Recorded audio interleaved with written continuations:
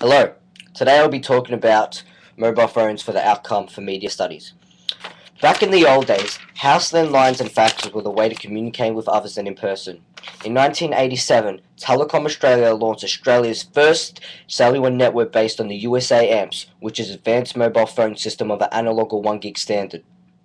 When handheld mobile phones were first made, the Motorola dasam88's, commonly known as the Brick, and were shockingly sold for $4,250 each. That will be $19,300 today.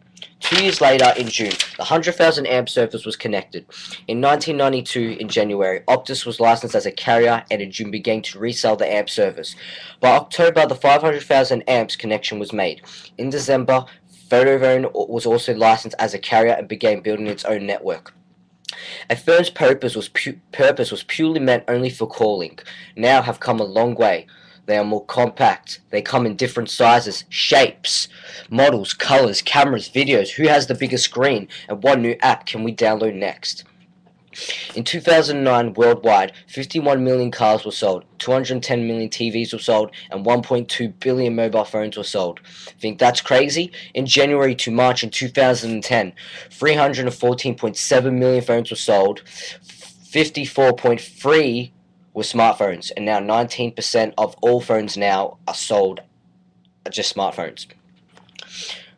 Mobile phones have made our society so easy to interact and organize on the go. Phones these days to people are not just a luxury, it's also a necessity and are also very personal to people. I particularly and others would agree that people feel lost without their phone on them.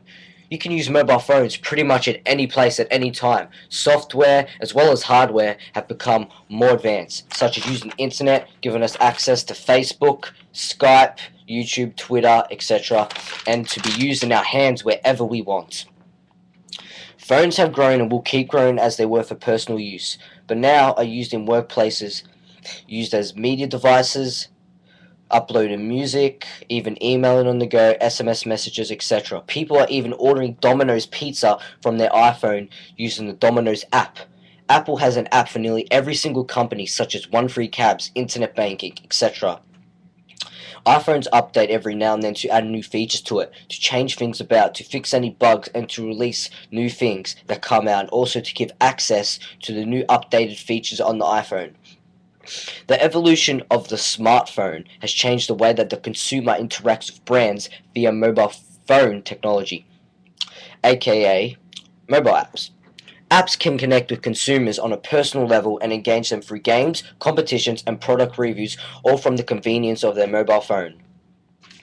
Children are most likely to own a mobile phone more than a book. I mean, come on. In 2004, the Motorola Razr was launched as the first marketed exclusively fashion phone. Over 4 years, it sold 110 million units, and now, in 2007, the first iPhone was released. In the first 3 days, the iPhone sold 1.7 million units, raising to 5.2 million units in 2009, and now in 2011, it raised above 59 million units. By the end of 2010, 53% of companies will have deployed iPhones. iPhones are set to increase the use of the device for work purpose. In 2009, 4.2 billion was spent on apps. Stats say in 2013 that 29.5 billion would be spent on apps. In the first 3 months of 2010, 1.475 trillion messages were sent worldwide. By the end of 2010, 6.5 trillion messages will have been sent.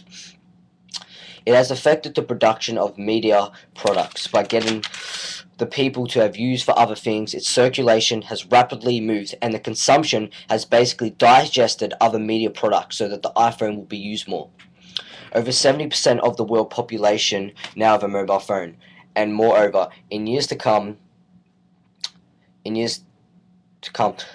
iPhone will change more, upgrading and getting better, impacting and affecting the life of every iPhone user.